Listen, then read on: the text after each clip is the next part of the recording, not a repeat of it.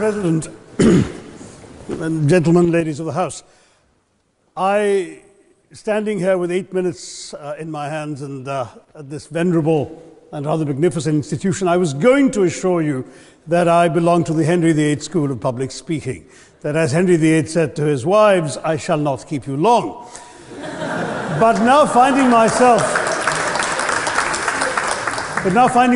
the seventh speaker out of 8 in what must already seem a rather long evening to you, I rather feel like Henry VIII's last wife. I more or less know what's expected of me, but I'm not sure how to do it any differently. Perhaps what I should do is really try and pay attention to the arguments that were advanced by the opposition today. We had, for example, Sir Richard Ottaway challenging the very idea that it could be argued that the economic situation of the colonies was actually worsened by the experience of British colonialism. Well, I stand to offer you the Indian example, Sir Richard. India's share of the world economy when Britain arrived on its shores was 23%. By the time the British left, it was down to below 4%. Why? Simply because India had been governed for the benefit of Britain. Britain's rise for 200 years was financed by its depredations in India. In fact, Britain's industrial revolution was actually premised upon the deindustrialization of India. The handloom weavers, for example, famed across the world, whose products were exported around the world, Britain came right in. There were actually these weavers making fine muslin, light as woven air, it was said. And Britain came right in, smashed their thumbs, broke their looms, imposed tariffs and duties on their cloth and products, and started, of course, taking the raw materials from India and shipping back manufactured cloth, flooding the world's markets with what became the products of the dark and satanic mills of Victorian England. That meant that the weavers in India became beggars, and India went from being a world-famous exporter of finished cloth into an importer, went from having 27% of world trade to less than 2%. Meanwhile, colonialists like Robert Clive bought their rotten boroughs in England on the proceeds of their loot in India, while taking the Hindi word loot into their dictionaries as well as their habits.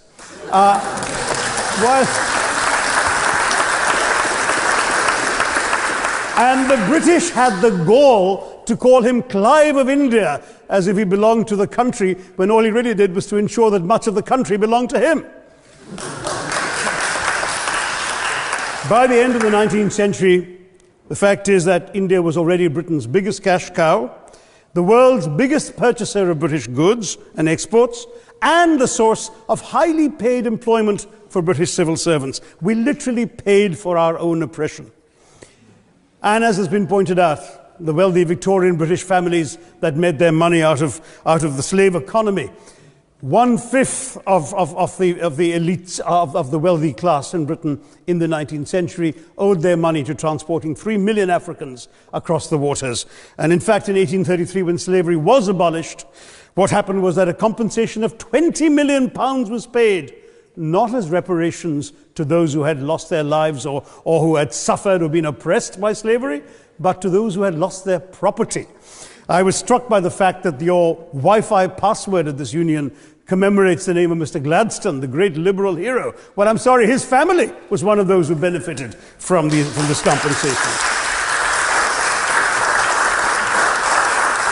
Staying with India, between 15 and 29 million Indians died of starvation in British-induced famines. The most famous example, of course, was the Great Bengal Famine during the Second World War, when 4 million people died because Winston Churchill deliberately, as a matter of written minuted policy, proceeded to divert essential supplies from civilians in Bengal to sturdy Tommies and Europeans as reserve stockpiles. He said that the starvation of anyway underfed Bengalis mattered much less than that of sturdy Greeks. This is Churchill's actual quote. And when conscience-stricken British officials wrote to him, pointing out that people were dying because of this decision, he peevishly wrote in the margins of the file, "Why hasn't Gandhi died yet?" So all notions that the British were trying to do their colonial enterprise out of enlightened despotism, to try and bring the benefits of colonialism and civilization to the benighted heathen. I'm sorry, Churchill's conduct in 43 simply one example of many that gave a lie to this myth. As others have said on the proposition, violence and racism were the reality of the colonial experience. And no wonder that the sun never set on the British Empire, because even God couldn't trust the English in the dark.